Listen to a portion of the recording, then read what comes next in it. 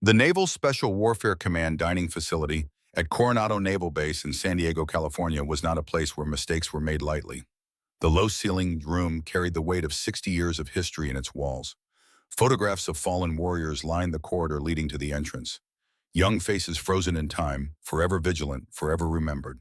Unit insignias hung with reverence. Mission patches told stories that would never be spoken aloud in public. This was hallowed ground, and Lieutenant Commander Mackenzie Harrington knew it. She pushed through the double doors at precisely 12:30 on a Tuesday afternoon in early February, her digital tablet tucked under one arm, her cover removed and folded with military precision. The space was moderately crowded. Perhaps 30 operators scattered across tables, men whose bodies carried scars from places that didn't exist on official maps. The conversation was low, professional. The atmosphere was one of controlled power at rest. Mac had earned her place here. MIT graduate, top of her class at Naval Intelligence School, 3 years in signals intelligence, 2 deployments analyzing terrorist networks from operations centers thousands of miles from danger. She was being groomed for command. Everyone said so. At 35, she was on the fast track to make commander before 40, maybe captain before 50. She believed in systems, in algorithms, in the superiority of data over instinct. The future of warfare was digital, she knew. Artificial intelligence could process more information in seconds than a human could absorb in a lifetime. Satellite surveillance saw everything. Cyber operations could cripple nations without firing a shot. The old ways were dying, and Mac Harrington represented what would replace them. That's when she noticed the elderly woman. She sat alone at a corner table near the window where late morning sunlight streamed through salt-stained glass. She wore a faded navy cardigan that had seen better decades, its color bleached from countless washings and years of California sun. Beneath it, a simple white blouse. Her slacks were gray wool, pressed but worn. Her shoes were practical flats that looked like they had come from a department store clearance rack. Her hair was silver white, pulled back in a neat bun that couldn't hide the passage of time. Her face was deeply lined. Not the soft wrinkles of easy aging, but the kind carved by sun and wind and years beyond counting. Each crease told a story. Each line marked a price paid. Her hands wrapped around a simple bowl of chicken noodle soup showed the unmistakable tremor of advanced age. She was perhaps 80, maybe 82 years old, small, maybe 5'6", thin to the point of frail.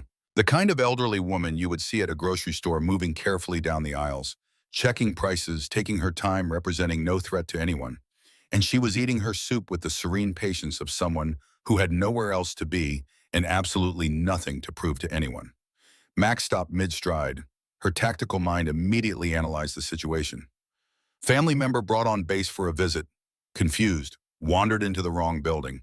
It happened occasionally. Dependents getting lost during tours, taking wrong turns, ending up in restricted spaces. But something bothered her. Something wasn't right. The dining facility door was clearly marked.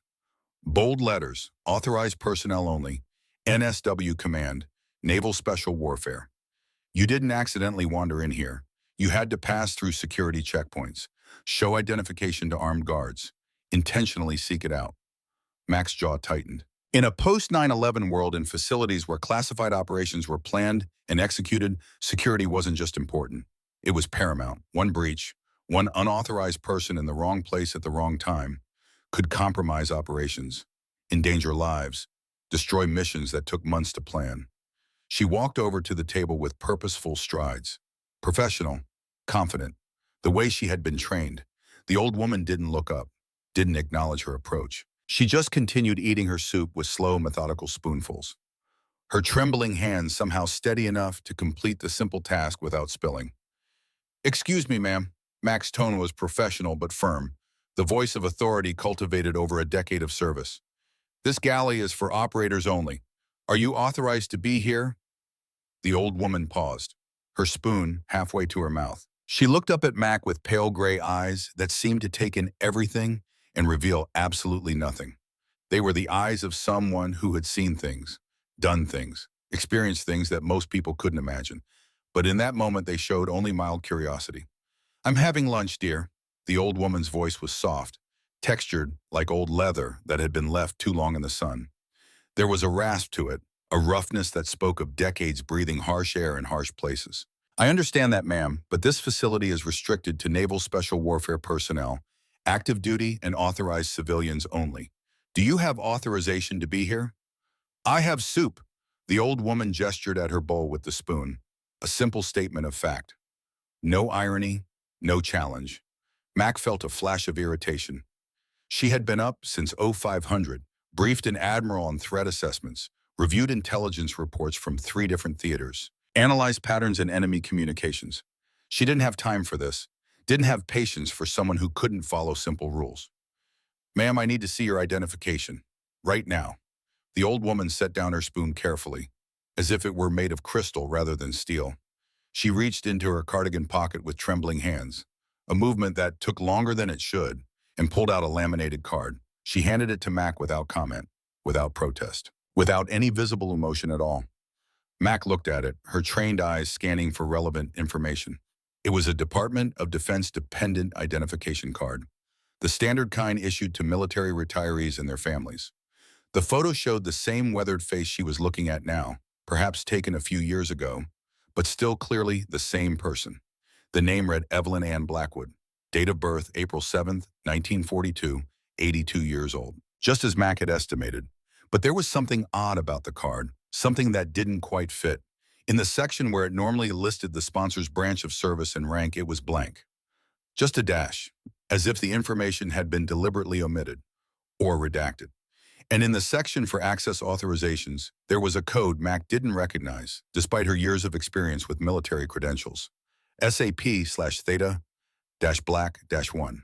SAP, Special Access Program. The highest level of classification, reserved for operations so sensitive that acknowledging their existence could damage national security. Theta, a compartment designation she had never encountered. Black, indicating what covert, historical retired. The number 1 suggesting either priority level or sequence. Mac's irritation overrode her curiosity. The code meant nothing to her in that moment. All she saw was an elderly woman with a dependent ID in a space reserved for operators. Someone who didn't belong. Mrs. Blackwood, this is a dependent identification card. This doesn't grant you access to operational facilities. You need to be escorted by active duty personnel at all times when in restricted areas. The old woman reached for her spoon again, her fingers closing around it with practiced ease, despite the tremor. I'm eating soup, dear. Ma'am, I'm asking you politely to come with me. We'll sort this out at the security office, verify your authorization, and get you to wherever you're supposed to be. I haven't finished my soup. The statement was delivered in the same quiet, matter-of-fact tone. No defiance, no challenge, just a simple truth. Mac's patience, already worn thin from a morning of bureaucratic frustration, finally snapped. She was a lieutenant commander. She had earned her rank through excellence and dedication, through 12 years of service in the most technologically demanding fields the Navy offered. She had briefed admirals, advised SEAL team commanders, identified targets that saved American lives. And this elderly woman, this civilian, was treating her like an inconvenience, like a minor annoyance to be ignored while finishing a bowl of soup. Ma'am, this is not a request. Mac's voice rose slightly, carrying across the dining facility with a sharp edge of command. Other SEALs looked over, conversation stopping mid-sentence, heads turning, eyes locking on the confrontation. This is a direct instruction. I need you to stand up and come with me. Now. The old woman continued eating her soup, didn't even look up this time. The spoon moved from bowl to mouth with the same steady rhythm, as if a lieutenant commander's order meant nothing, changed nothing, mattered not at all. Mac felt heat rising in her face. In front of 30 operators, men who needed to respect her authority in a field still dominated by masculine tradition. This elderly civilian was openly ignoring her. It was disrespectful. It undermined everything she had worked to build, every barrier she had fought to cross. She reached down and took hold of the soup bowl, not roughly, but firmly, moved it away from the old woman and set it on the adjacent table. I said now. The old woman looked at the empty space where her soup had been, stared at it for a long moment, as if trying to understand how something that had been there was suddenly gone. Then she looked up at Mac, and her pale gray eyes held something now. Not anger, not fear, not even surprise, something else. Something harder to define. Something that made Mac's absolute certainty waver for just a heartbeat, like a momentary crack in armor. Young lady, the old woman said, her voice still quiet, but carrying an edge now. A subtle shift in tone that changed everything. You should put that back. Or what? Mac kept her voice level. Professional. You'll report me, file a complaint, ma'am. You are in a restricted military facility without proper authorization. You are refusing to comply with lawful instructions from a naval officer. I could have the master-at-arms here in 2 minutes. I could have you escorted off base right now. You could, the old woman agreed, her voice carrying no challenge, just acknowledgement of fact. Then stand up. Last chance. The old woman stood slowly. Her movements were stiff, painful. The movements of someone whose body had been broken and repaired so many times that nothing worked quite right anymore. She was shorter than Mac had expected, maybe 5'5", possibly less with the stoop of age.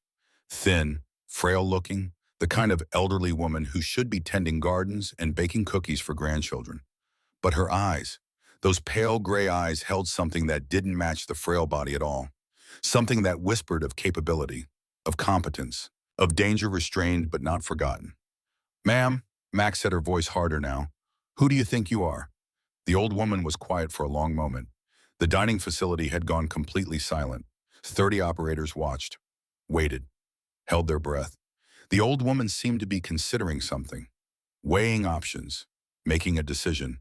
Then in that rough whisper of a voice barely audible but somehow carrying to every corner of the room, they used to call me Wraith. The dining facility went absolutely, utterly silent. One of the SEALs at a nearby table, a master chief with 25 years of service, 3 deployments to Afghanistan, 2 to Iraq, a chest full of medals and a face that had seen too much, went white as a sheet. His fork clattered to his plate with a sound like a gunshot in the silence. Mac didn't understand. The word meant nothing to her. Wraith. What kind of call sign was that? Ma'am, I don't have time for Lieutenant Commander. The Master Chief stood up fast enough to knock his chair backward. His voice was urgent, almost panicked. And this was a man who didn't panic for anything. Ma'am, you need to step back, right now. Mac turned to him, confused by the sudden intervention, by the fear she saw in his eyes. Master Chief Sullivan, I have this under... That's Commander Evelyn Blackwood. Sullivan's voice was shaking, actually shaking. Her call sign was Wraith. Ma'am, she's a legend. Mac looked at the old woman again, saw the same frail figure, the trembling hands, the weathered face, the discount store clothes. This woman is 82 years old. She can barely hold a spoon steady. She's exactly who she says she is. The voice came from the entrance to the dining facility, a voice that carried absolute authority. Every head in the room turned as one. Standing in the doorway was Admiral Nathaniel Frost, Chief of Naval Operations. 4 stars on each shoulder board gleaming in the fluorescent light. The highest-ranking officer in the United States Navy. The man who commanded over 330,000 active-duty sailors. The man whose decisions shaped naval policy and strategy across the globe. He was flanked by 2 aides in crisp uniforms and a civilian wearing a Pentagon security badge that indicated access to the highest levels of classified information. Frost walked into the dining facility with measured steps, his eyes locked on the old woman, on Evelyn Blackwood, on Wraith. His expression was one of absolute respect mixed with something else, relief perhaps, or vindication. Evelyn, Frost said, and his voice carried a reverence that was complete, the kind of respect that couldn't be faked or forced. I'm sorry I'm late. I was told you'd be here at 1300 hours. I should have known you'd arrive early. Some habits never change. The old woman, Wraith, nodded slightly, a minimal acknowledgement. Nathaniel, you didn't need to come personally. A phone call would have sufficed. Yes, I did need to come. Frost walked past Mac without acknowledging her, without even glancing in her direction, and stopped directly in front of Blackwood. You've refused every invitation for 40 years. Refused every ceremony, every medal presentation, every attempt to honor your service. But this one, Evelyn, this one was not optional. The Secretary of Defense himself signed the order. You're getting the recognition you've earned, whether you want it or not, whether you like it or not. Max stood frozen, still holding the old woman's soup bowl, feeling the world tilt beneath her feet, feeling the ground shift and crack and open up to swallow her whole. Frost finally turned to look at her, really look at her, and in that gaze, Max saw her career hanging by a thread. Lieutenant Commander Harrington, his voice was ice. Why are you holding Commander Blackwood's lunch? Sir, I didn't know who she was. The words came out weak, pathetic, even to Mac's own ears. She didn't have proper authorization to. She has authorization that supersedes yours. Frost's voice cut like a blade. That supersedes mine. That supersedes everyone in this building. He gestured to one of his aides, who stepped forward with a leather folder stamped with classification markings. Frost took it, opened it, his hands steady, but his voice carrying weight of emotion barely contained. Commander Evelyn Ann Blackwood, retired, United States Navy, Naval Intelligence, 1963 to 1993, 30 years of service. He paused. Let that sink in. Call sign Wraith. Frost began reading from documents that Mac could see were heavily redacted. Black bars covering entire paragraphs. Whole sections obscured. Operational record classified at the highest levels for national security reasons. Confirmed missions, 73 deep cover intelligence operations across 6 theaters. Operations that officially never happened.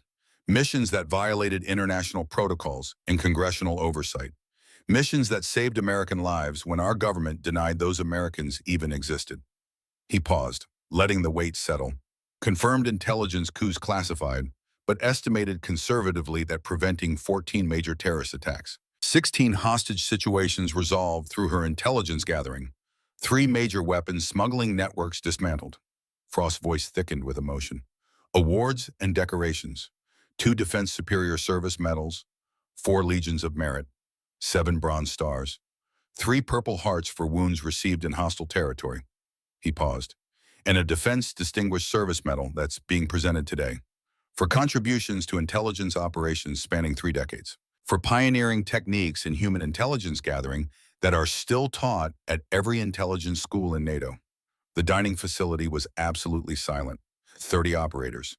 Men who had seen combat themselves, who had faced enemy fire and made life or death decisions, stood in stunned silence.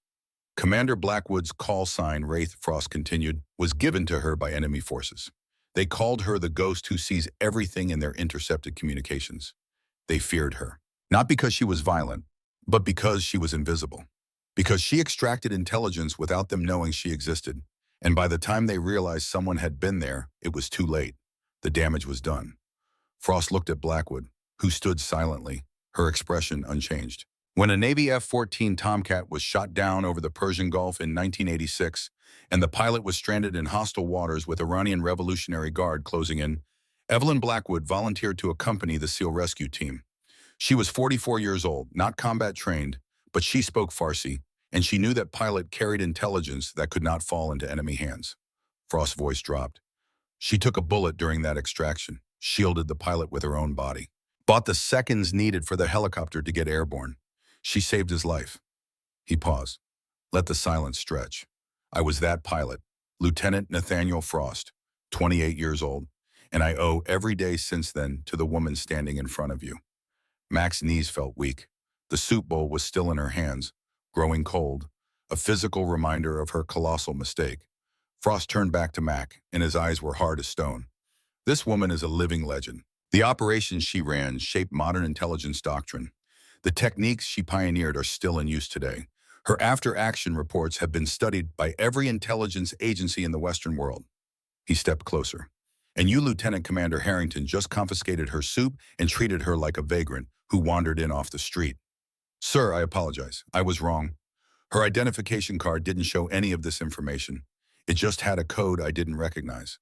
Her identification is classified at a level you don't have clearance to fully understand. Frost's voice was unforgiving. The access code on it requires special authorization just to read properly. It's compartmented information.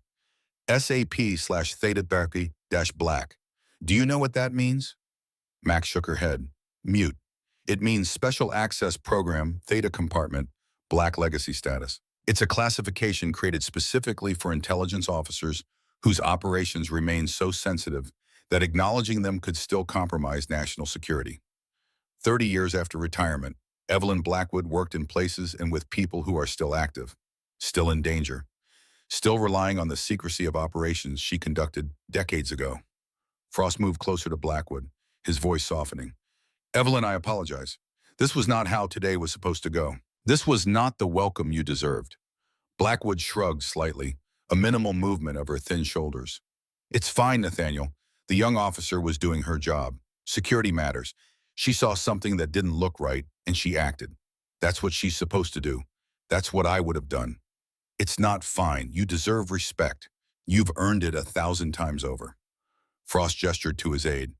Get Commander Blackwood fresh soup, hot soup, and inform the ceremony coordinator that we'll be delayed by 30 minutes. I'm not starting until Commander Blackwood has finished her lunch properly, quietly, with the dignity she deserves. He pulled out a chair at Blackwood's table and sat down. The Chief of Naval Operations, four-star Admiral, the highest-ranking officer in the Navy, sitting down to have lunch with an 82-year-old woman in a discount store cardigan and worn slacks. One of the SEALs, a young operator, maybe 26, approached the table reverently, carrying a fresh bowl of steaming soup. He set it down in front of Blackwood with hands that trembled slightly, not from weakness, but from awe. Ma'am, the SEAL said quietly, his voice thick with emotion. Thank you for your service, for everything you did, for all the lives you saved. Blackwood looked up at him, and for the first time Max saw something soft in those gray eyes. Thank you, son. Stay safe out there. Watch your six. Trust your training. Bring your brothers home. Yes, ma'am. I will, ma'am.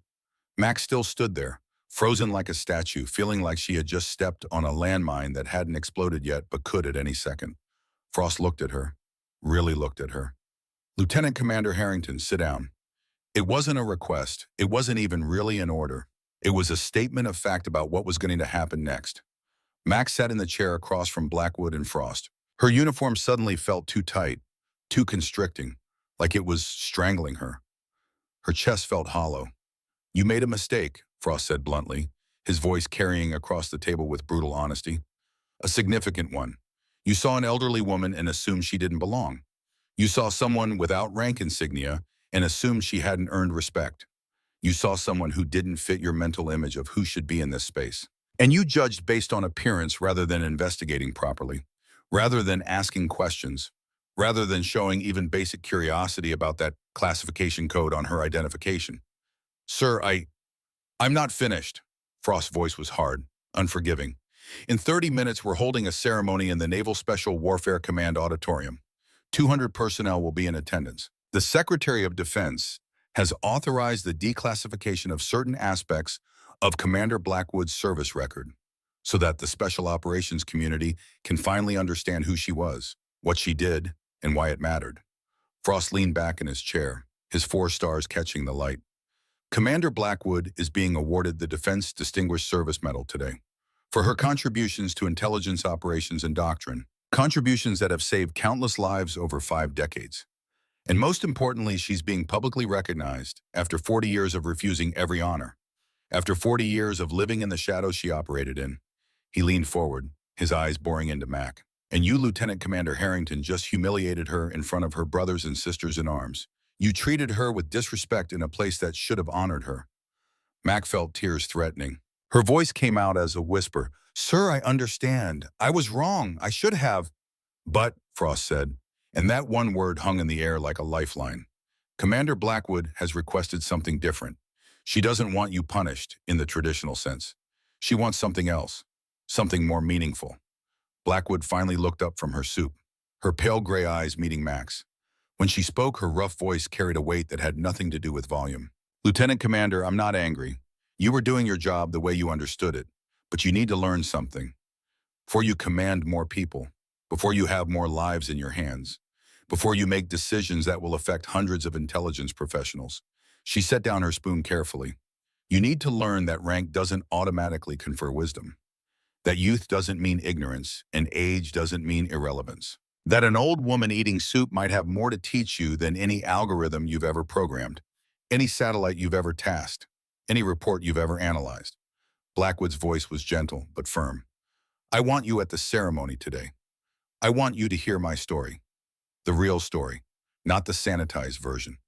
I want you to understand why humility matters in our profession, why assumptions are dangerous, why every person you meet, especially the quiet ones, the invisible ones, the ones who don't fit your mental categories, might be carrying knowledge you desperately need. Mac looked at this elderly woman, frail and trembling, who had just been revealed as a legend. Ma'am, I'm truly sorry. I was arrogant. I made assumptions based on appearance, and I disrespected you in a way you absolutely didn't deserve. Apology accepted, Blackwood said simply. She picked up her spoon again. Now, are you going to sit there feeling sorry for yourself, or are you going to ask me questions because you've got 30 minutes before the ceremony? And I've got 30 years of stories. Some of them might even be useful to a young officer who's just learned she doesn't know everything. Frost smiled slightly, the first break in his stern demeanor. That's Evelyn Blackwood, 40 years hiding from recognition, refusing every honor, but she'll still teach if someone's willing to learn. She's been doing it her whole life, can't stop herself. Mac felt something shift inside her. The shame was still there, burning like acid in her gut. But there was something else now. Opportunity, a chance to learn from her mistake rather than just be destroyed by it. Ma'am, Mac said quietly, may I ask, why Wraith? Why did they call you that? Blackwood took another spoonful of soup, chewed slowly, swallowed. Then she looked at Mac with those pale gray eyes that had seen things most people couldn't imagine. Because I was invisible, dear. For 30 years, I moved through hostile territories and enemy organizations like a ghost. They never saw me coming, never knew I was there. Only saw the results after I was gone. She paused. And because in our profession, being invisible is the greatest weapon you can possess. How many operations? Mac asked, leaning forward despite herself, drawn into the story. 73 confirmed missions that made it into classified reports. Probably another 20 or 30 that never got documented because they were solo operations in places we officially weren't. Blackwood's hands tightened on the spoon. The first one was 1969, Lebanon, before the Civil War, when things were just starting to fall apart. Frost stood. I'll give you two some time. I need to check on the ceremony preparations. He looked at Blackwood. Evelyn, take your time. The ceremony starts when you're ready, not before. He walked toward the exit, then paused, turned back to Mac. Lieutenant Commander, this is a gift. Don't waste it. When Frost was gone, the dining facility slowly returned to normal. Conversations resumed in low tones, but every operator in the room was aware of the table in the corner, where a legend was having soup and teaching. Blackwood set down her spoon. 1969, she said, her voice taking on a distant quality, as if she were seeing something far away and long ago. I was 27 years old, fresh from Naval Intelligence School, the youngest female intelligence officer in the Mediterranean theater, and absolutely convinced I knew everything. She smiled slightly, a ghost of humor crossing her weathered face. I was about to learn how much I didn't know. Mac pulled out her tablet, instinctive, ready to take notes. No, Blackwood said gently. No devices. No recordings. Just listen. The way intelligence work was done before satellites and algorithms. Human to human. Story to story. Memory to memory. Mac put the tablet away, folded her hands on the table, and listened. Beirut, Lebanon. April 1969. Story 1, The Invisible Operator. Beirut, Lebanon. April 1969. The city smelled of jasmine and diesel fuel, of coffee brewed thick and sweet in copper pots, of the Mediterranean salt air mixing with exhaust from French motorcycles and American sedans. The Paris of the Middle East, they called it then, a cosmopolitan jewel where East met West in cafes and nightclubs and banks that held the wealth of nations. But beneath the surface, something was rotting. Evelyn Blackwood arrived at the American Embassy compound on a Tuesday morning with the spring sun already hot on her shoulders.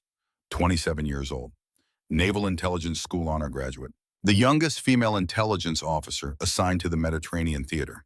She carried a single suitcase and a leather briefcase containing her orders. She was also carrying something else, something none of her male colleagues possessed. The absolute conviction that she had to prove herself worthy of being there. The embassy was a fortress pretending to be a building. Concrete walls disguised behind elegant stonework. Marines at every entrance with M16 rifles held in casual readiness. The cultural attaché's office on the third floor where she reported was actually the station for naval intelligence operations in Lebanon. Commander William Thatcher didn't stand when she entered. He was 52, career intelligence officer, 3 wars behind him. He looked at Evelyn the way a man looks at a problem he didn't ask for and doesn't want. Miss Blackwood, sir, you speak Arabic. Yes, sir, classical and Lebanese dialect, also French. How well? Fluently, sir.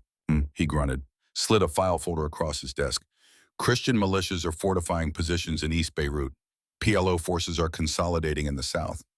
Lebanese army is caught in the middle and fragmenting along sectarian lines.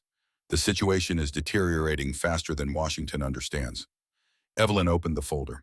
Maps marked with colored pins. Intelligence reports. Surveillance photographs. We have a problem, Thatcher continued. The deputy chief of missions family. wife, and 2 daughters. They were visiting the American University campus yesterday. Tensions escalated. Militia checkpoints went up overnight. They're trapped in West Beirut. Can't get back to the embassy compound. Why not send Marines, sir? Because a Marine convoy would start a firefight. We need intelligence first. Safe routes, checkpoint locations, militia dispositions, and we need it in 12 hours. He leaned back. We have SEAL advisors on the ground, training Lebanese forces. Good men, but they stand out. 6-foot-tall Americans with crew cuts don't blend in Beirut. He paused. You, on the other hand, Evelyn understood. You want me to gather the intelligence. I want you to try. The SEALs think it's a waste of time. They think we should just punch through with force. But the ambassador wants to avoid an international incident. Thatcher's expression was skeptical. Prove them wrong or prove them right. Either way, we'll know. The SEAL liaison office was in the basement. 3 men in civilian clothes that didn't quite hide their military bearing. The team leader was a lieutenant named Raymond Cross, 30 years old, already a veteran of operations that would never appear in any official record. He looked at Evelyn the way Thatcher had looked at her, like a problem. Commander Thatcher says you're going to get our intel for us. I'm going to try, Lieutenant. With respect, ma'am, this isn't a training exercise. There are armed militias out there who would love to grab an American, especially a woman. I understand the risks. Do you? Cross's voice wasn't unkind, just skeptical. Because we've been doing this work for a while, and it requires a specific skill set. Then teach me what I need to know. Cross studied her for a long moment, then nodded. All right, you've got 4 hours to prepare. Then we move. They gave her clothing from the embassy's wardrobe of disguises. A simple dress, conservative, local style, a headscarf, practical shoes. They gave her a cover story, British nurse, working with the International Red Crescent, lost in the city when the checkpoints went up. They gave her a small camera concealed in a compact mirror, a map, a list of recognition signals if she needed emergency extraction.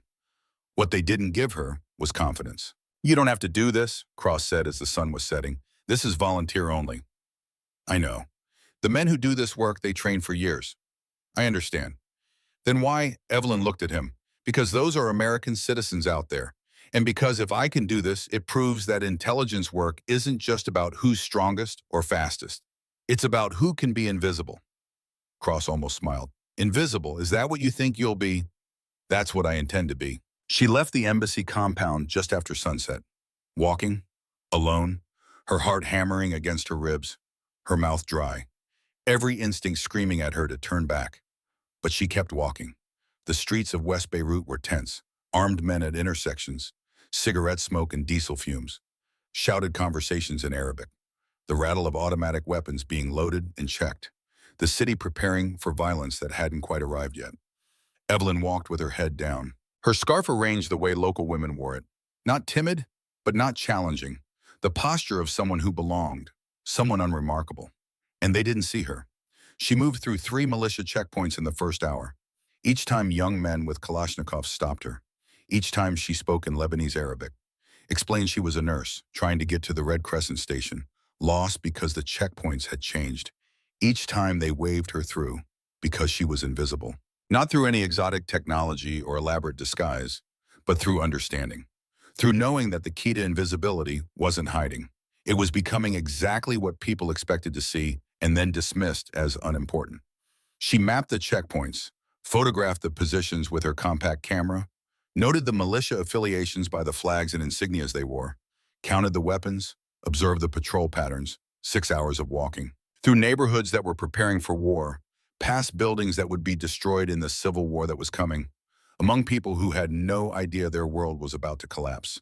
And nobody saw her. She returned to the embassy compound just before dawn, exhausted, feet blistered, but carrying intelligence that was current, accurate, and complete. Cross was waiting. He looked at the photographs she had taken, the maps she had marked, the detailed notes she had made. This is good work, he said finally, and there was no condescension in his voice now, just professional respect. This is very good work. The SEAL team used her intelligence to plan the extraction. They moved at 0400, 3 vehicles, civilian cars, taking the routes Evelyn had identified as having the lightest militia presence, avoiding the checkpoints she had marked as most aggressive. They reached the university compound, secured the deputy chief of missions family. and drove them back to the embassy without firing a shot. Zero international incident, zero casualties, zero diplomatic complications. Cross found Evelyn in the intelligence office the next morning. She was writing her after-action report, trying to make sense of what she had done, trying to understand why it had worked. "Lieutenant, we brought them home safe," Cross said. "Because of you, because of your intelligence." He paused. "I was wrong. I didn't think you could do it. I thought Thatcher was sending you as a political gesture. Prove that women could serve in intelligence roles. I thought you'd get scared and come back after the first checkpoint." "I was scared, Lieutenant. Terrified. But you did it anyway. That's courage. The real kind." He sat down across from her. "The men are talking about what you did, how you moved through that city like you were invisible, like a ghost. I just did what the situation required." "No, you did what none of us could do, because you understood something we didn't. That invisibility isn't about camouflage or stealth. It's about becoming part of the environment. Unremarkable, expected, dismissed." Cross smiled. "One of the guys said you moved like a wraith, like you weren't really there. Just a shadow that people saw but didn't register." Evelyn felt something shift inside her, a sense of identity forming, of purpose crystallizing. "Wraith," she repeated softly. "If you don't mind the call sign, ma'am, it fits." She didn't mind because it was true. She had moved through hostile territory and hostile men had looked right at her and seen nothing worth noting, nothing worth remembering. Just another woman in a headscarf, just another nurse trying to find her way. And that invisibility had saved lives. Commander Thatcher called her to his office that afternoon. He was standing this time, and there was something different in his expression. Respect, perhaps, or recognition. "The ambassador sends his thanks," Thatcher said.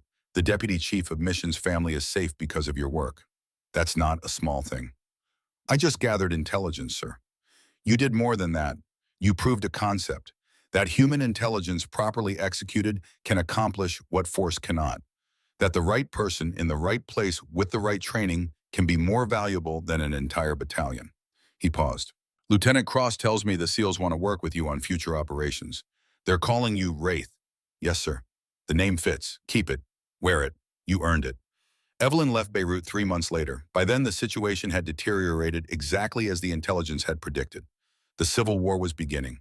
The Paris of the Middle East was starting its long descent into chaos. But she had learned something there, something that would define her career for the next 3 decades. She had learned to be invisible. Story 2. The Persian Gulf Rescue. The dining facility at Coronado was silent except for Evelyn's voice. Mac listened, every word, every pause, every moment of that story from 1969. When Evelyn finished, she took another spoonful of soup, let the silence settle. "That was the first time," Evelyn said quietly. "The first time I understood what I could do, what I could become." "How many times after that?" Mac asked. "Many." Evelyn's expression was distant. "But the most important was 1986, because that's when I learned the pot." She set down her spoon, looked at Mac with those gray eyes that had seen too much. "Persian Gulf, Operation Earnest Will, the summer when everything went wrong." Persian Gulf, July 1986. The USS Kidd cut through water that was like glass. Destroyer, guided missile. Part of the American naval presence protecting Kuwaiti oil tankers during the Iran-Iraq War. On the bridge, the temperature was controlled, climate managed, but outside the Persian Gulf, summer was brutal. 120 degrees on the deck. Heat that turned steel too hot to touch. Air thick enough to choke on. Evelyn Blackwood stood in the intelligence center below decks, 44 years old. Commander, senior intelligence advisor to the task force, 23 years of service behind her. Operations in 15 countries. Languages including Farsi, Arabic, and Kurdish. She was studying reconnaissance photographs when the alert came. Aircraft down, F-14 Tomcat, shot down by Iranian surface-to-air missile over the Strait of Hormuz. Pilot ejected. Radar intercept officer killed on impact. Pilot in the water. Iranian Revolutionary Guard gunboats converging on his position. The pilot's name was Lieutenant Nathaniel Frost, 28 years old, fighter pilot. 3 years out of Top Gun, his entire life ahead of him, and he had approximately 90 minutes before the Iranians captured him. Evelyn ran to the bridge. The task force commander was already organizing a rescue. Helicopters, SEAL team, standard combat search and rescue protocol. But the numbers didn't work. Frost was 40 nautical miles from the nearest American ship. The helicopters needed 30 minutes to reach him. The Iranian gunboats would arrive in 20 minutes, maybe less. We need to delay them, Evelyn said. The commander looked at her. How? I'll go with the rescue team. If we encounter Iranian forces, I can negotiate. Buy time, I speak Farsi. Commander Blackwood, you're an intelligence officer, not a combatant. And Lieutenant Frost is carrying classified information about our air operations, mission profiles, electronic warfare capabilities. Iranian intelligence would consider him a priority target. Evelyn's voice was steady. I'm the only person on this ship who can speak to Iranian forces in their own language, who can deceive them long enough for us to extract our pilot. The commander studied her. You understand the risk. If the Iranians identify you as American intelligence, they'll want you more than they want Frost. I understand, sir. And if we're forced to abort, we can't guarantee extraction for both of you. I understand that too, sir. The commander made his decision. Get to the flight deck. The helo launches in 10 minutes. The SH-60 Seahawk helicopter lifted off in a storm of rotor wash and engine noise. Evelyn sat between two SEALs, combat equipped. Weapons ready, men trained for violence. She wore a flight suit and a helmet. No weapon, just a radio and her mind. The Persian Gulf stretched below them, impossibly blue, impossibly hot. The kind of water that looked peaceful from altitude, but could kill you in a dozen ways up close. The pilot's voice crackled over the radio. Contact. Visual on Survivor, 1 man in the water. Also contact on Iranian gunboats. 2 vessels, range 3 miles and closing fast. Evelyn keyed her radio. Put me down with the SEALs. I'll handle the Iranians. They found Frost floating in his survival vest, face burned from the sun, dehydrated, in shock, but alive. The SEALs pulled him into the helicopter with practiced efficiency, started medical treatment. And then the Iranian gunboats arrived, 2 patrol craft, fast attack boats, each carrying a crew of 8 and heavy machine guns. They pulled alongside, weapons tracking the American helicopter. The SEAL team sergeant looked at Evelyn. Ma'am, this is your play. Evelyn took the radio, switched to the frequency the Iranians would be monitoring, and spoke in Farsi. Iranian naval forces, this is civilian medical helicopter Alpha 7. We are conducting humanitarian rescue of civilian aircraft crash. No military action. Request you stand clear for safety. There was a pause, then a voice responded in Farsi. Suspicious, aggressive. This is Iranian Revolutionary Guard. You are in Iranian territorial waters. You will land immediately or we will open fire. Evelyn's mind raced. She needed to buy 8 minutes. 8 minutes for the helicopter to get beyond the range of the Iranian weapons. 8 minutes before Frost was safe. Iranian forces, we have critical medical emergency. Civilian pilots suffering from severe burns and dehydration. We request humanitarian corridor under international maritime law. The Iranian commander wasn't buying it. You are American military. You will comply or face consequences. The helicopter pilot looked at Evelyn, tense. Ma'am, they're arming weapons. Evelyn made a decision. Tell them our engine is malfunctioning. We need time to restart. Medical emergency requires immediate attention or patient will die. She switched back to Farsi, voice urgent. Iranian forces, we are experiencing engine trouble. We need 5 minutes to restart. Please, we have dying man aboard. Humanitarian consideration. There was a long pause. Evelyn could see the Iranian gunboat commander through the helicopter window.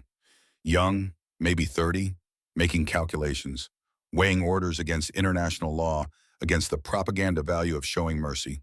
You have 3 minutes, he finally said in Farsi. Then you will land on our vessel. 3 minutes, not 8. Not enough. The helicopter pilot was already moving, gaining altitude, turning toward international waters. But slow, making it look like mechanical trouble, like they were struggling. The Iranians watched, weapons still trained. 2 minutes passed. The helicopter was moving, steady, away from the gunboats. Then the Iranian commander realized the deception. American helicopter, you are fleeing. Stop immediately or we engage. The SEAL sergeant looked at Evelyn. Ma'am, we're not going to make it. They're going to fire. Evelyn looked at Frost, unconscious now, burns across his face, so young, his whole life depending on the next 60 seconds. She made her choice. Get him out, she said. Full speed, get him to safety. Ma'am, if we run, they'll definitely fire. That's an order. Get Lieutenant Frost to safety. I'll handle the Iranians. The pilot pushed the throttle forward. The helicopter accelerated, racing for international waters. And the Iranians opened fire. Heavy machine gun rounds stitched through the air. Tracer fire like angry hornets. The helicopter jinked left, right, evasive maneuvers. Evelyn felt the impact before she heard it, felt the punch of the bullet hitting her left shoulder, felt the hot spike of pain, felt the blood. She had positioned herself between the door and where Frost lay, had made herself the shield without even thinking about it.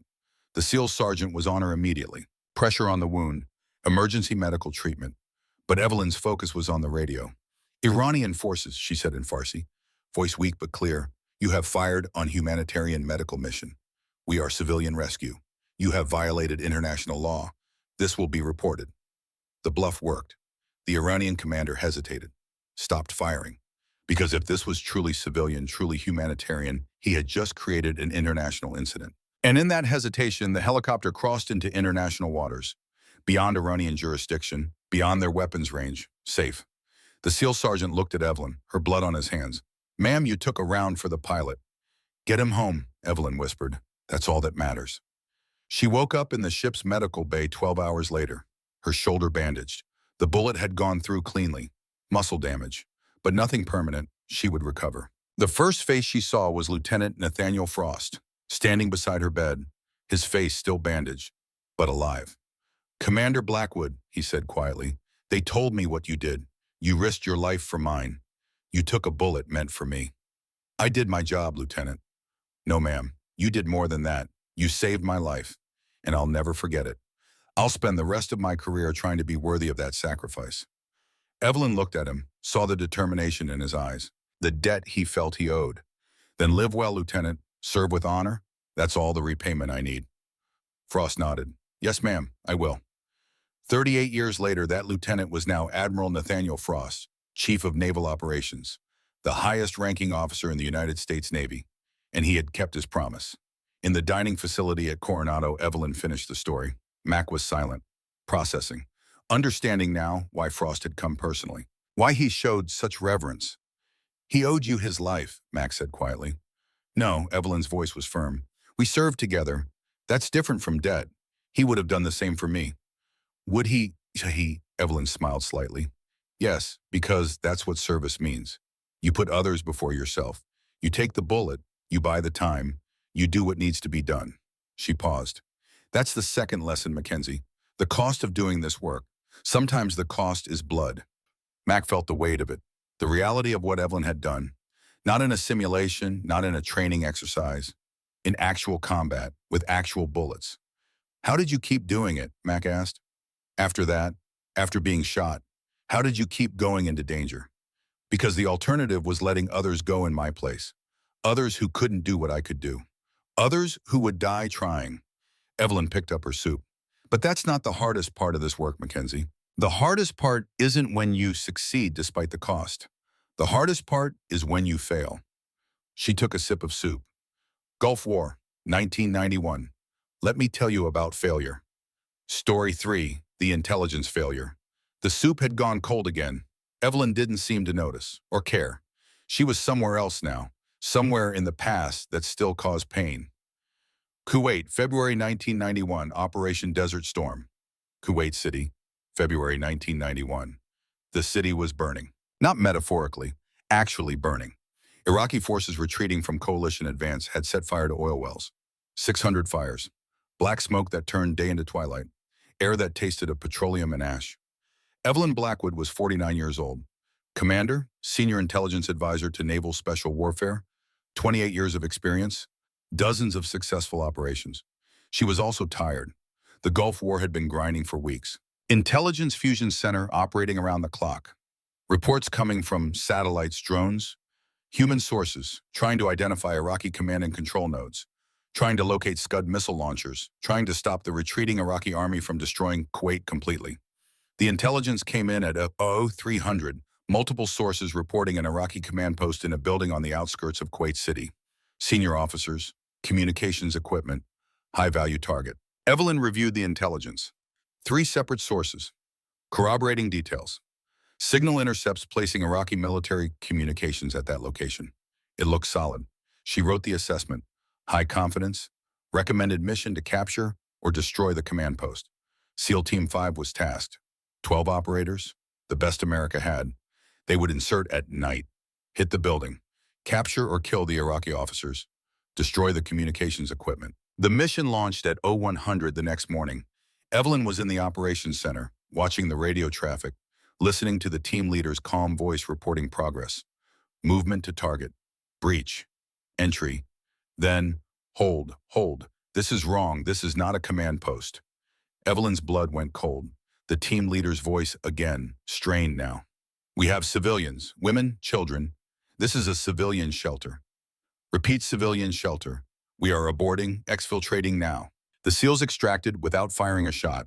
No casualties, no engagement, but the damage was done. Iraqi propaganda broadcast the story within hours. American commandos attacked civilian shelter. Women and children terrorized. The fact that the SEALs had immediately aborted didn't matter.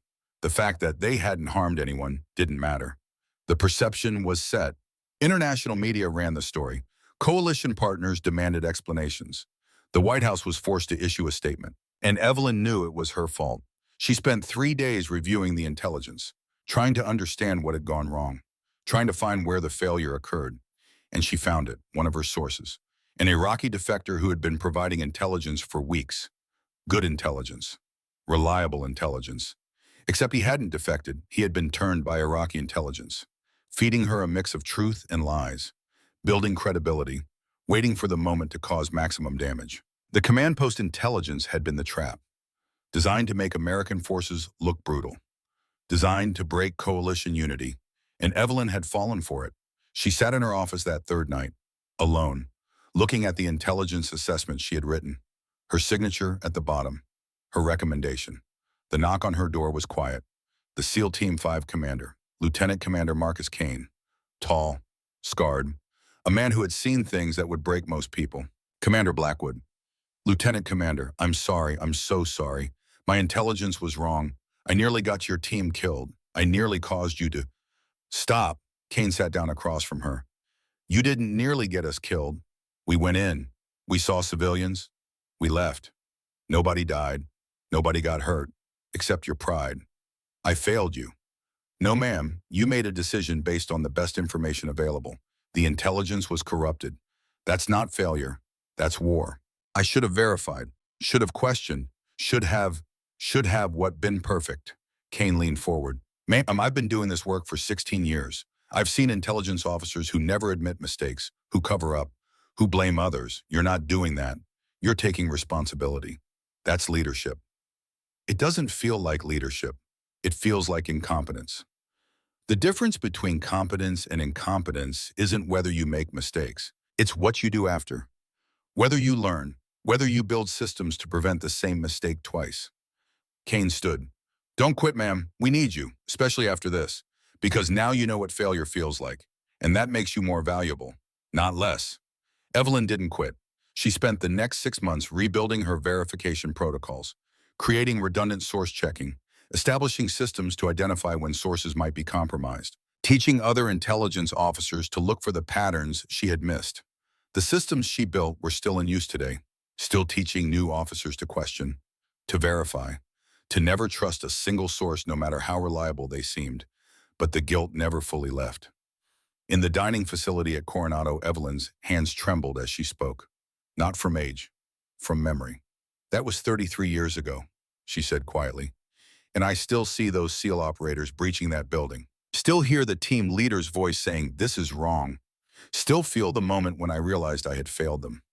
Mac was silent, seeing Evelyn Blackwood not as a legend, but as a human being. Someone who had made mistakes, who had carried guilt, who had suffered. Why tell me this story? Mac asked finally. Because you need to understand something before the ceremony. Before you hear all the success stories. Before people talk about how many operations I ran. How many lives I saved. Evelyn looked at Mac with eyes that held pain that decades hadn't diminished.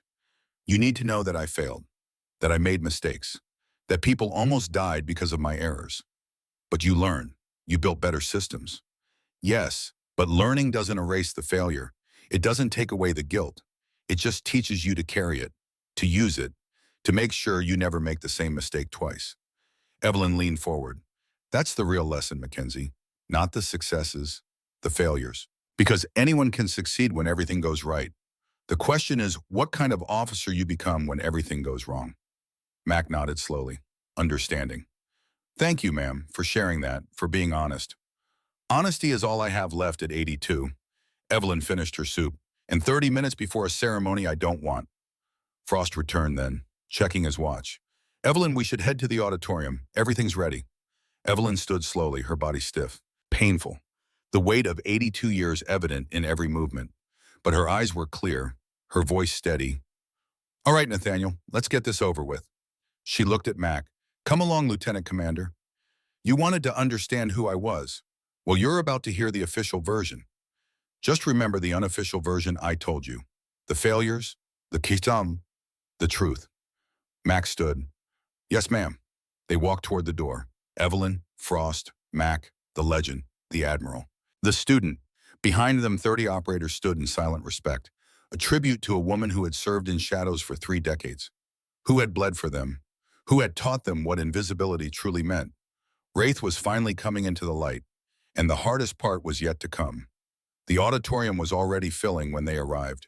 200 personnel, SEALs in their dress uniforms, intelligence officers in service dress blues, senior naval leadership with rows of ribbons that told stories of decades at sea. The room hummed with anticipation, with respect.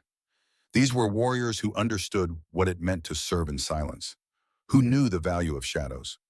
But before the ceremony, Evelyn had insisted on something. 3 more stories, 3 more lessons. In a small conference room adjacent to the auditorium, she sat with Mac and Frost and Master Chief Sullivan. The unofficial gathering before the official recognition. You've heard about success and failure, Evelyn said, her voice carrying the weight of decades. Now you need to hear about what comes after, about teaching, about impossibility, about legacy. She looked at each of them. These last 3 stories are the hardest to tell because they're about real cost, the kind that doesn't show on after-action reports. Story 4, Teaching the Skeptic Naval Intelligence School, Dam Neck, Virginia, September 1997. The classroom smelled of coffee and dry erase markers. Fluorescent lights hummed overhead. 30 students sat in rows, most of them young officers fresh from their first deployments. Confident, tech-savvy, convinced they understood how modern warfare worked. Evelyn Blackwood stood at the front of the room, 55 years old, senior instructor, advanced interrogation and human intelligence techniques. She had been teaching for 2 years since transitioning from operational work. The work was satisfying in a different way than field operations. Passing knowledge, shaping minds, building the next generation. But some students made it harder than others. Lieutenant Bradford Calloway made it very hard. He sat in the front row, 26 years old, Naval Academy graduate with honors, master's degree in computer science from Stanford. Already served 1 deployment running signals intelligence operations in the Persian Gulf. He was brilliant, dedicated, and absolutely certain that human intelligence was becoming obsolete. Commander Blackwood, he said during the 3rd week of the course. His tone was respectful but challenging. With all due respect, ma'am, these psychological interrogation techniques seem outdated for modern adversaries. Evelyn had been writing on the whiteboard. She turned slowly, regarded him with those gray eyes that missed nothing. How so, Lieutenant? Modern adversaries are trained specifically to resist these methods. They've read the same manuals we have. They know the psychological tricks, the rapport building, the manipulation tactics. He gestured at his laptop. But they can't hide their digital footprints, their metadata, their communication patterns. We can extract more actionable intelligence from 30 minutes of technical analysis than from days of interrogation. Several students nodded, agreement rippling through the classroom like wind across water. They were the digital generation, raised on computers and smartphones. They believed in data, in algorithms, in the superiority of technology over human interaction. Evelyn set down her marker, walked to the front of her desk, sat on the edge with the casual posture of someone completely comfortable with herself. You believe technology has made human intelligence gathering less efficient, less reliable, more time-consuming. Calloway pulled up a slide on his laptop. Look at this case study from my last deployment. We identified a terror cell financing network by analyzing their cryptocurrency transactions. Took us 6 hours. Traditional interrogation of captured suspects took 3 weeks and yielded less actionable intelligence. And what happened to that terror cell? We disrupted their financing, froze accounts, prevented an attack. Did you capture the leadership? Calloway hesitated. Not yet, but we will. Their digital signatures are too distinct to hide for long. So the leadership remains operational, planning new attacks, adapting to your technical surveillance. Evelyn's voice was gentle, not confrontational, just factual. Technology told you what they did. It didn't tell you why. It didn't tell you what they'll do next. It didn't tell you how they think. We're developing predictive algorithms for that. Are you? Evelyn smiled slightly. All right, Lieutenant, let's test your theory. The room grew quiet, students sensing something was about to happen. Practical examination, right now. You've been given classified orders for a humanitarian mission. Standard scenario for intelligence officers. You've been captured by hostile forces. I have 30 minutes to extract those orders from you using only human interrogation techniques. No technology, no enhanced methods, just conversation. Mary Calloway's confidence was visible. And if you fail, ma'am, then I'll concede your point. I'll admit that my methods are outdated. That technology is superior. That this course should focus exclusively on technical intelligence. Evelyn paused. But if I succeed, you listen to every word I say for the rest of this course. You question nothing until you understand why. Deal. Calloway stood, extended his hand across the desk. Deal, ma'am. They shook. Evelyn gestured to a chair she pulled to the front of the classroom. Sit. The rest of you observe carefully. This is what human intelligence actually looks like. Calloway sat, crossed his arms, body language already defensive. He had read the resistance manuals, knew the techniques, name, rank, serial number, maintain silence, don't engage, don't reveal. He was ready. Evelyn pulled up another chair, sat facing him, not too close, not threatening, just two people having a conversation. And she didn't ask about the classified orders, didn't ask about the mission, didn't ask about anything operational at all. She asked about his father. Your father was Navy, wasn't he, Bradford? The use of his first name, informal, personal. Calloway blinked, caught off guard. Ma'am, that's not relevant to. Humor me, your father served. Submarines, if I remember correctly from your background file. A pause, then, yes, ma'am, 28 years. Retired as a commander. That's a distinguished career. He must be very proud of you. Following in his footsteps. Serving your country. I suppose so, ma'am. You suppose so? Evelyn tilted her head slightly. That's interesting phrasing. Not he is proud, just I suppose. Why the uncertainty? With respect, ma'am, this isn't part of the exercise. Everything is part of the exercise, Bradford. Every word you choose, every hesitation, every micro-expression. Evelyn's voice remained gentle. Conversational. Your father wanted you to follow him into the submarine service, didn't he? Carry on the family tradition. Silent service. The boats. The brotherhood. Calloway's jaw tightened almost imperceptibly. He mentioned it. But you chose intelligence instead, surface warfare qualification, then intelligence specialization, a completely different path. Evelyn leaned forward slightly, not aggressive, just engaged. Why? I wanted to serve in a way that matched my skills. Computer science, data analysis, modern warfare. You wanted to prove you could succeed in a field your father didn't understand, where his experience didn't give you an automatic advantage, where you could be Bradford Calloway, not just Commander Richard Calloway's son. The classroom had gone completely still, every student watching, seeing something they hadn't expected. Calloway's voice was quieter now. That's not entirely inaccurate.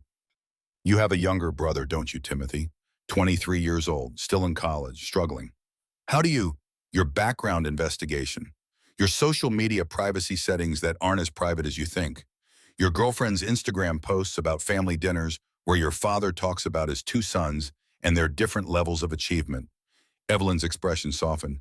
You love your brother, but you feel guilty about being the successful one, the favorite, the one who makes it easy for your father to make comparisons. Calloway's face had paled. Ma'am, this isn't about the mission. But it is about the mission, Bradford, because the mission you were given isn't combat. It's not what your father would consider real Navy work. It's humanitarian assistance, flood relief in Southeast Asia, medical support, infrastructure repair, helping people. Something shifted in Calloway's posture, a slight relaxation, almost invisible, but Evelyn saw it. You're proud of that mission, she continued, not because it's glamorous, not because it will earn medals, but because it's what you believe service should be. Helping people who can't help themselves. Not just fighting, not just destroying, building, healing, making things better. She glanced at her watch. The target area is the Mekong Delta region. 6-week deployment, 15 personnel, medical specialists, engineers, logistics support. You're the intelligence officer responsible for local threat assessment and cultural liaison, making sure the team stays safe while they do good work. Evelyn leaned back. 21 minutes, Bradford. I just extracted your entire mission profile without asking a single direct question about it. I did it by understanding what motivates you, what you fear, what you value, what you're trying to prove to a father who may never fully understand your choices. The room erupted, not in sound, but in sudden comprehension. Every student seeing the demonstration for what it was, a masterclass in human intelligence. Calloway sat motionless, stunned. I never told you any of that. Yes, you did, with every word you chose, every hesitation, every micro-expression, every shift in body language. Evelyn stood, addressed the full classroom. Technology can tell you what someone did, where they went, who they contacted, what websites they visited, what they purchased, but only human intelligence can tell you why. She walked back to the whiteboard. An algorithm can process data. Only a human can understand another human's story, their motivations, their vulnerabilities, their truth. Evelyn looked at Calloway. You're a brilliant officer, Bradford. Your technical skills are exceptional, but you're trying to prove something to a father who served in a different era. Don't let that drive you into believing new technology means old wisdom is worthless. The best intelligence officers use both, human insight enhanced by technical capability. That's the future, not one or the other. Calloway stood slowly, extended his hand again, but this time it was different. This time there was real respect. I was wrong, ma'am. I'll listen. I'll learn. They shook hands, and Evelyn saw something in his eyes. Not just respect, understanding. The beginning of wisdom that came from being humbled, not with force but with truth. In the conference room at Coronado 27 years later, Evelyn took a sip of water. Bradford Calloway is now Deputy Director of the National Security Agency. He visited me last year, brought his children, told them about the day an old instructor taught him that human connection matters more than any algorithm. He's built AI systems to assist interrogators, not replace them, to amplify human intelligence, not substitute for it. That's legacy. Teaching someone not just techniques, but philosophy, principles that last decades. Mac leaned forward. What happened with his father? They reconciled 2 years later. Bradford invited him to a ceremony where he received a commendation for the humanitarian mission. His father saw the impact. The lives saved, the communities rebuilt. Understood that his son's service was different but equally valuable. Evelyn paused. Sometimes teaching means helping people see themselves clearly, so they can help others see clearly too. That's the fourth lesson, she continued. Teaching isn't about lecturing, it's about demonstration. About showing people what they can't see themselves. About challenging assumptions, not with argument, but with proof. She looked at Frost. But sometimes teaching happens in the most dangerous places, when you're not teaching on purpose, when you're just trying to survive. Story 5, The Impossible Infiltration. Iraq, Fallujah. November 2003. The city was a powder keg wrapped in barbed wire. American forces held the perimeter. Insurgents controlled neighborhoods. Civilians trapped between two opposing forces, both claiming to protect them. The Second Battle of Fallujah was still months away, but everyone knew it was coming. The tension was thick enough to choke on. Evelyn Blackwood was 61 years old, officially retired since 1993, 10 years of gardening in San Diego. Reading, trying to find peace after 40 years of service in shadows. Then came September 11, 2001. Everything changed. The call started within weeks, from the Pentagon, from Langley, from former students now in senior positions. They needed experience, needed wisdom, needed people who understood how to operate when systems failed and chaos reigned. She had ignored most of them. She was retired, done. She had given enough. But this call was different. Colonel Rashid al-Takriti, former Iraqi intelligence officer. Saddam, loyalist. The man had knowledge of weapons programs, chemical stockpiles, biological agents, the kind of intelligence that could save thousands of lives or, if used by insurgents, cost thousands more. He was hiding in Fallujah, protected by insurgents. 17 buildings in a residential compound. Hundreds of civilians living their lives amid the preparations for war. The SEALs were ready. SEAL Team 3. Warriors who had proven themselves in Afghanistan and Iraq, But they needed one thing: exact location, which building, which floor, which room. Without that intelligence, they would have to search every building, expose themselves to ambush, risk civilian casualties, create the kind of incident that would hand propaganda victory to the insurgents. Drones couldn't see through concrete.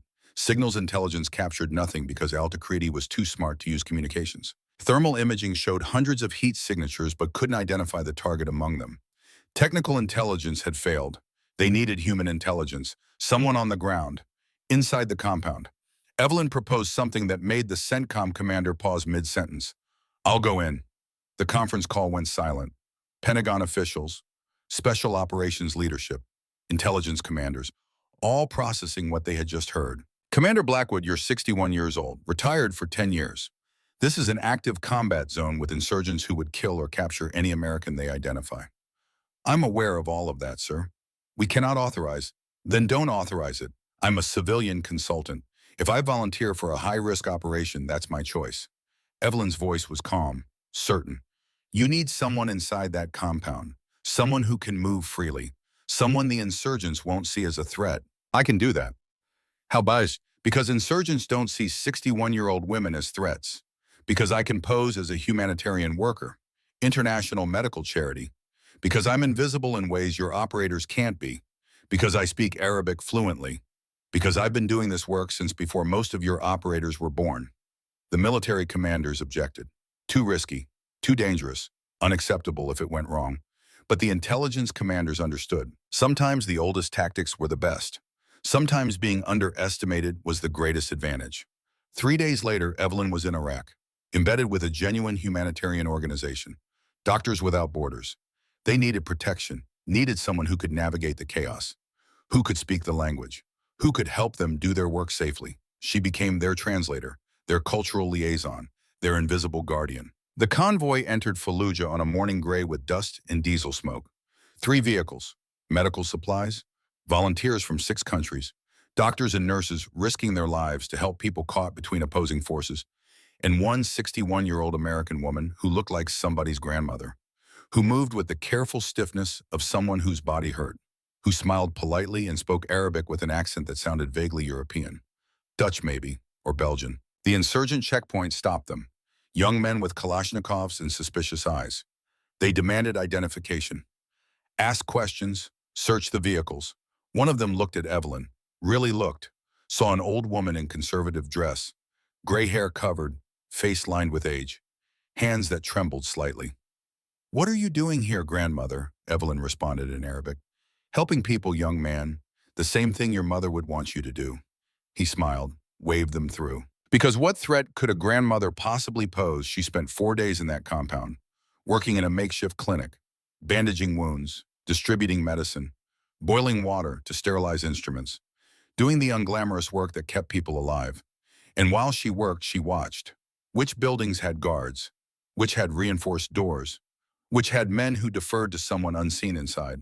She memorized faces, patrol patterns, security protocols, guard rotations. She noted everything and forgot nothing. On the 3rd day, she saw him, Colonel Rashid Al-Takriti, for exactly 32 seconds, crossing from Building 11 to Building 7, flanked by bodyguards, moving quickly, but not quickly enough. She saw his face, matched it to photographs she had memorized, confirmed identity with the kind of certainty that came from 40 years of practice. Building 11, 2nd floor, east side, 3 guards, reinforced door, window facing the courtyard. She transmitted the intelligence through a coded message embedded in a medical supply request. 3 mundane sentences about needing more antibiotics and bandages, but the word choices, the sequence, the specific items, all contained the intelligence SEAL Team 3 needed. They received it 6 hours later, began planning the raid, but then the situation deteriorated faster than anyone expected. An insurgent commander became suspicious of the foreign aid workers, started asking pointed questions, demanding more detailed identification, threatening detention for anyone who couldn't prove their credentials. The charity coordinator made the decision: evacuate, leave immediately, before someone got hurt. Evelyn had approximately 4 hours before her cover was completely blown.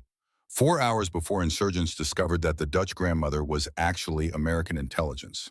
4 hours before they came looking for her with violence in mind. She sent an emergency signal, embedded in a request for extraction assistance, abort medical cover, require immediate departure. The response came back encoded in a supply manifest. SEAL Team 3 launching raid, 0300, all personnel extracted during operation. 5 hours. She had to survive for 5 hours in a compound full of insurgents who were starting to ask questions they shouldn't ask, starting to look at the aid workers with suspicion instead of indifference. She spent those 5 hours in the clinic, treating a young girl with an infected wound, teaching the girl's mother how to clean and dress it properly, showing patience and care and complete calm while every nerve in her body screamed warnings. The raid came precisely on schedule. Helicopters, the distinctive sound of rotors beating air, then explosions, breaching charges, the controlled violence of professionals doing dangerous work. Evelyn hit the floor, covered the young girl with her own body, protected civilians the way her training demanded even in the middle of extraction. A SEAL appeared in the clinic doorway, night vision goggles, body armor, weapon ready.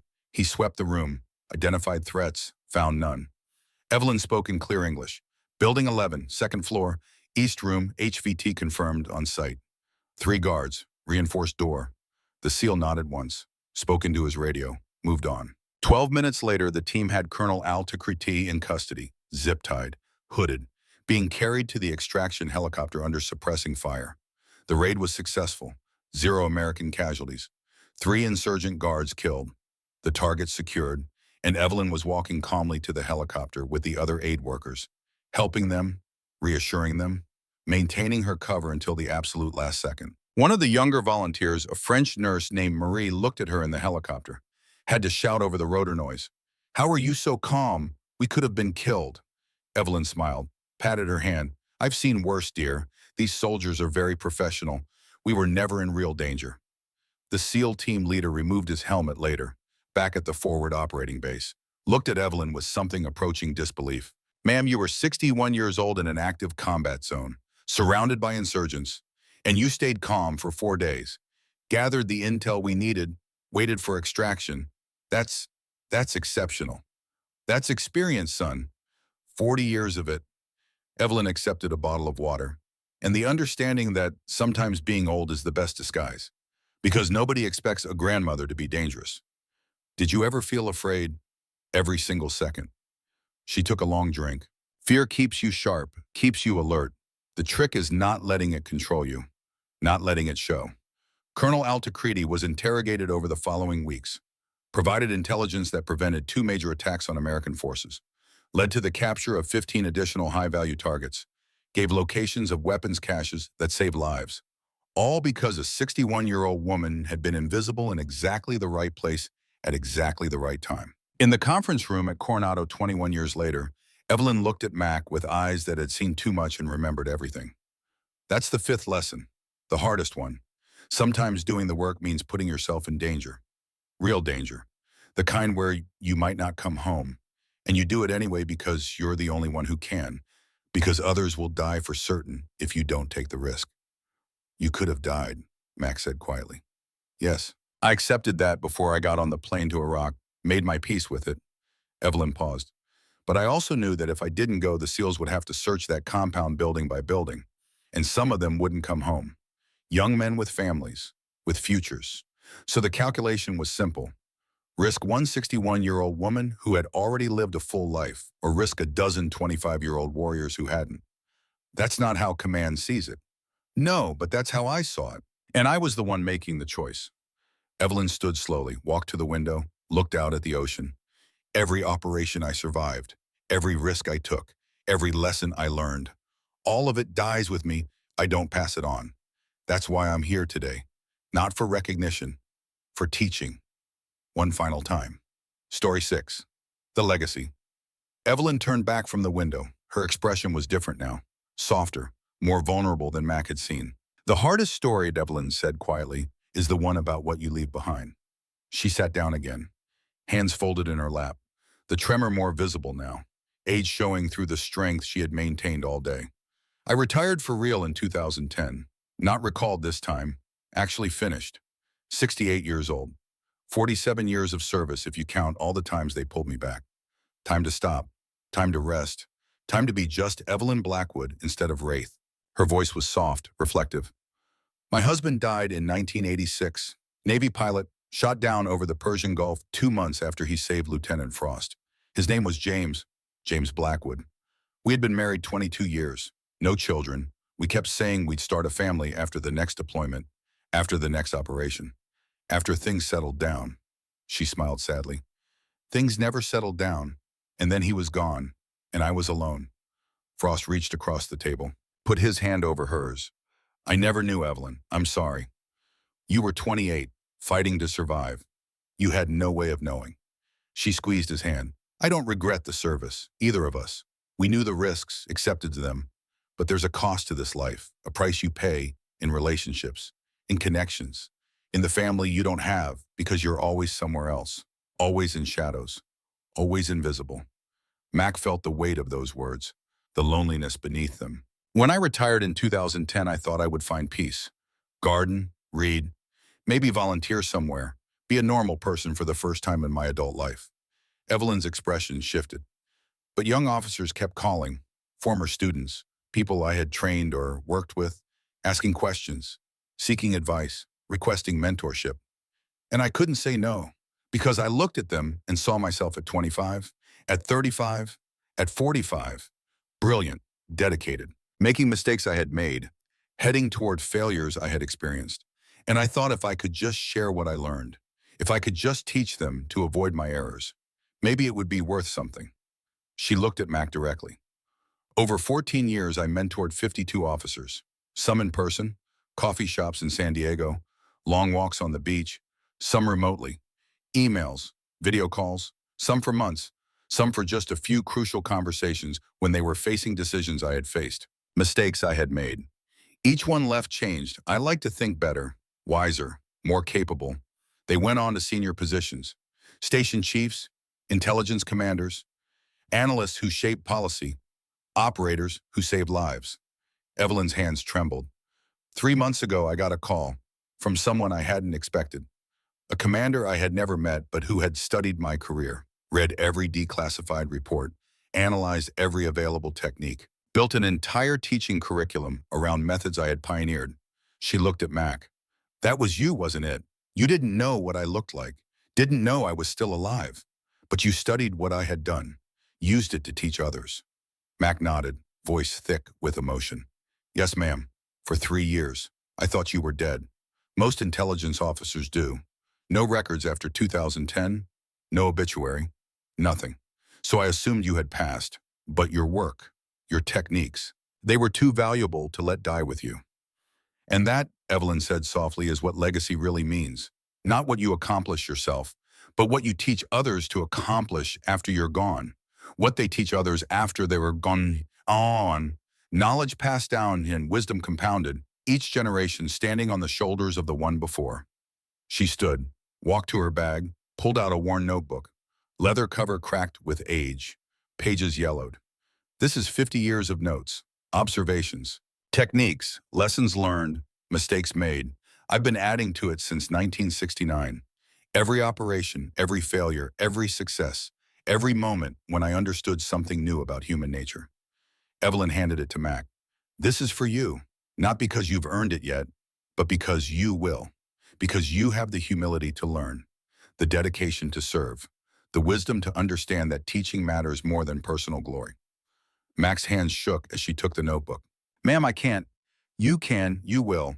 And someday when you're 82 and someone young and brilliant makes assumptions about you, you'll add your own notes to that book, your own lessons, your own failures and successes, and you'll pass it on to someone else who needs it. Tears streamed down Mac's face. Thank you for this, for today, for everything. Evelyn cupped Mac's face gently, the way a grandmother would, the way someone who understood loneliness would comfort someone else facing the same path. Don't thank me yet. Read it, learn from it, use it. That's all the thanks I need. Frost stood. Evelyn, it's time. The ceremony is starting. 200 people are waiting to honor you. Let them wait a little longer. Evelyn looked at Mac, Master Chief Sullivan, even Frost. I need to say something before we go in there. Before they read all my accomplishments and pin medals on my cardigan, and make me into something I'm not. She took a breath. I am not a hero. I'm a person who did it, who made mistakes, who got people hurt sometimes, who failed more often than the official record shows, who spent 40 years being invisible and now realizes that invisibility had a cost, not just for me, but for everyone who came after. Everyone who didn't know what was possible because I was hiding. So today I become visible, not for recognition, not for glory, but for every young officer who needs to know that women have been doing this work successfully for 60 years. That age doesn't mean irrelevance. That experience matters. That the old ways still work when combined with new capabilities. That human intelligence will never be obsolete because humans will never be obsolete. She looked at each of them. That's the sixth and final lesson. Legacy isn't about you, it's about them. The people you teach, the wisdom you pass on, the knowledge that outlives you. I'm 82 years old. I don't have much time left. But if what I teach today helps even one officer make a better decision, save one life, prevent one failure, then these 40 years of hiding, these 40 years of refusing recognition will have been worth it. Master Chief Sullivan spoke for the first time, his voice rough with emotion. Ma'am, there are SEALs alive today because of intelligence protocols you created, techniques you pioneered, systems you built. You've already saved more lives than you'll ever know. Then let's make sure those systems outlive me, that the knowledge doesn't die when I do. Evelyn straightened her cardigan, adjusted her posture. All right, Nathaniel, let's get this ceremony over with. They walked to the auditorium together, but before they entered, Frost pulled Evelyn aside. There's one more thing, a demonstration, if you're willing.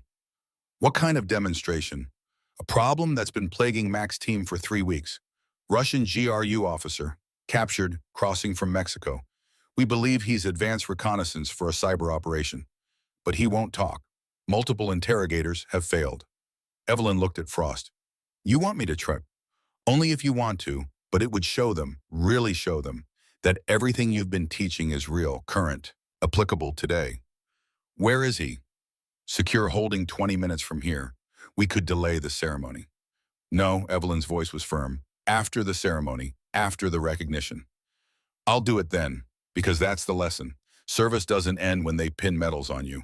It continues as long as you're capable, as long as you're needed. The ceremony. The auditorium erupted in applause when Evelyn entered. 200 personnel standing, SEALs in dress uniforms, intelligence officers, senior leadership, all showing respect before a single word was spoken.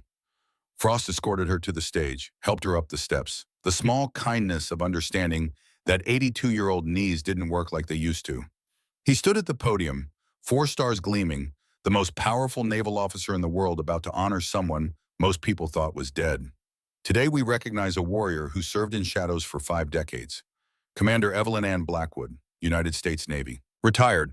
Call sign Wraith. He read her record. 73 confirmed missions, 16 hostage situations resolved, 14 terrorist attacks prevented, operations in 6 theaters across 5 decades. He read her awards, 3 Purple Hearts, 7 Bronze Stars, 4 Legions of Merit, 2 Defense Superior Service Medals, and then the Defense Distinguished Service Medal, the highest peacetime military decoration, for extraordinary service to national security, for contributions to intelligence doctrine that changed how America gathered information, for pioneering human intelligence techniques still in use today. Frost pinned the medal to Evelyn's cardigan, stepped back, saluted her. She returned the salute, slowly, the muscle memory of 40 years never fully gone. Then she stood at the podium, looked out at 200 faces, warriors who understood sacrifice, who knew the cost of service. I didn't want this, she began, her voice quiet but carrying in the hushed room. For 40 years I refused recognition, refused ceremony, refused visibility, because my power was invisibility, and I was afraid that being seen would take that away. She paused, but I was wrong. Admiral Frost showed me that, because invisibility has a cost. When I hide, when warriors hide, the next generation doesn't know what's possible, doesn't know the techniques that work, the wisdom that endures, the mistakes to avoid. I look out at this room and I see the future, young officers with capabilities I never dreamed of, technology I don't fully understand, potential that staggers me. And I realize that my job isn't to compete with you, it's to teach you, to share what 5 decades taught me, so you can be better than I was, so you can avoid my failures, so you can build on my successes instead of starting from zero. Her voice strengthened. This medal isn't for me. It's for every intelligence officer who served in silence, every operator who died without recognition, every person who put mission before glory. This represents all of them, all of us, the invisible warriors who kept America safe while the world never knew we existed. And this ceremony isn't an ending. It's a beginning. Starting today, I'm done hiding. Starting today, I teach, I share. I make sure that when I'm gone, the knowledge doesn't die with me. That's what service means. Not accomplishing great things yourself, but enabling others to accomplish even greater things after you are gone. She looked directly at Mac. Lieutenant Commander Harrington made a mistake today. She judged me by appearance, treated me without respect, made assumptions. Evelyn smiled. But when confronted with her error, she listened, she learned, she changed. That's what makes a great officer. Not perfection, but the humility to admit mistakes and grow from them. She's going to be better than I ever was, because she has my lessons, plus her own experience, plus technology I never had, plus a generation of officers around her who will push her to be even better. Evelyn's voice filled with quiet pride. That's legacy. That's what outlives us. Not monuments, not medals, but the people we teach, the wisdom we pass on, the knowledge that compounds across generations. The applause was long, genuine. Not polite recognition, but real appreciation for truth, spoken plainly. The demonstration. 2 hours later, Evelyn sat in a secure interrogation room.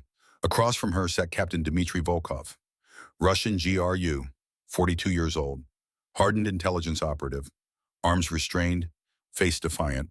Mac and Frost watched through one-way glass. Evelyn didn't speak for a full minute, just looked at him, really looked, reading body language, micro-expressions, the tiny tells that revealed character. Then she spoke, in Russian, fluent, unaccented, perfect. Hello, Dmitry. You must be very lonely. He blinked, surprised.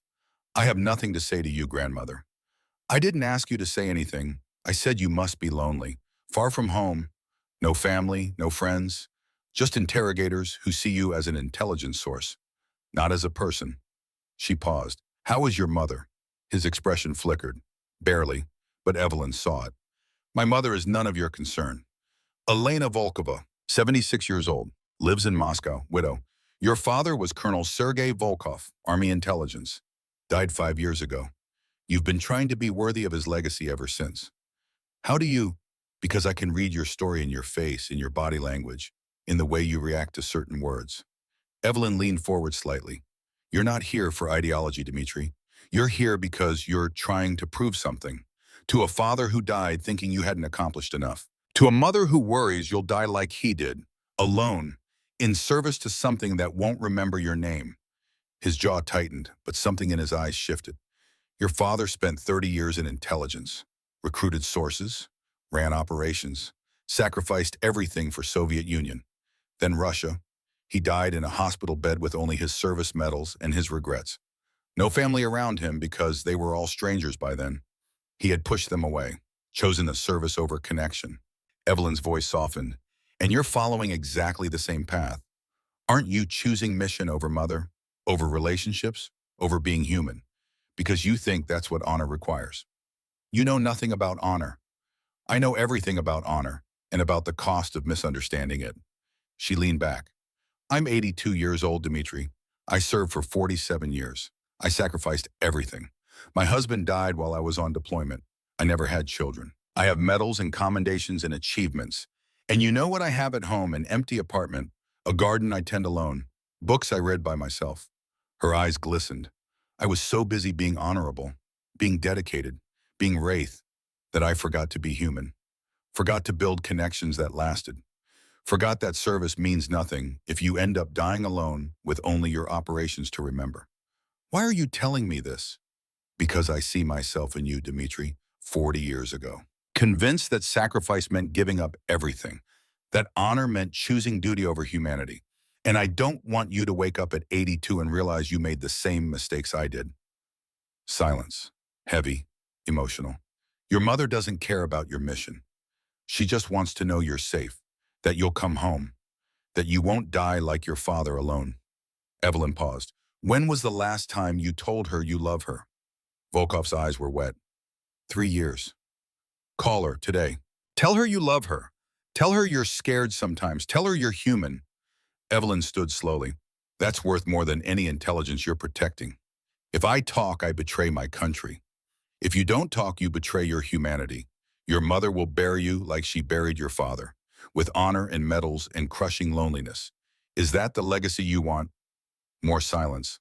Volkov's breathing was unsteady. The operation, he said finally, voice barely above whisper. Reconnaissance for critical infrastructure cyber attack, targeting power grids, Pacific Northwest. 8 months in planning, designed to demonstrate vulnerability, not to kill, just to frighten, to show that Russia can reach into American homeland whenever we choose. Evelyn nodded slowly. Thank you for trusting me with truth. Why should I trust you? Because I just gave you something none of your interrogators did.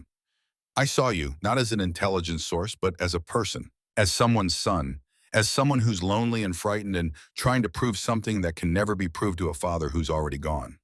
She walked to the door, knocked. It opened. I'll arrange for you to call your mother, Evelyn said. Tell her you love her. Tell her you're alive. That's the only mission that really matters. She stepped out. Frost and Mac were waiting. How did you do that? Mac breathed. 45 minutes. 3 weeks of interrogators failed, and you got him to talk in 45 minutes.